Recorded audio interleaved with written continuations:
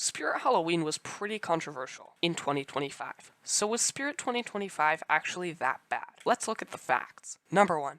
If you look online at all, it's obvious what the public thinks of Spirit 2025. There's a lot of videos from big creators explaining why they hated last year. So one approach is to just trust them. Most good Halloween content creators are pretty experienced and tend to hold a correct opinion. Number 2, it's just lazy. This is another very popular opinion of Spirit 2025. People argue that the props reuse head sculpts, use bad materials, or were just reskins of a previous prop. Number 3, what we could have had. This is a super common argument seen against pretty much any lineup that releases concepts for the props being sold that year. A great example is Rattlesnake Witch from Home Depot. People hate this thing with a burning passion, mainly because there was a concept released for it a few years back which had the main body of a western zombie type character instead of a witch. And there's a bunch of examples of this for Spirit 2025 too. Velok was criticized for having a downgraded mechanism, as well as other props in the 2025 lineup. So you've heard the facts. What's my opinion? I honestly gotta say that it's not nearly as bad as people are making it seem. It's generally accepted that the ISE was really good, having an entire subway train and plenty of cool features. I do have to agree that 2025 was a perfect example of corporate greed, but you go to Spirit to buy a prop, not to worry about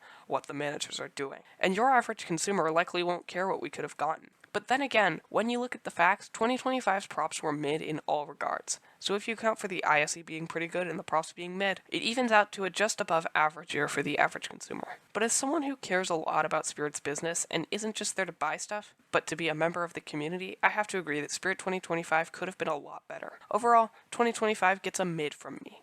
So those are my thoughts on Spirit Halloween 2025. I'll see you next time on Back with Hans.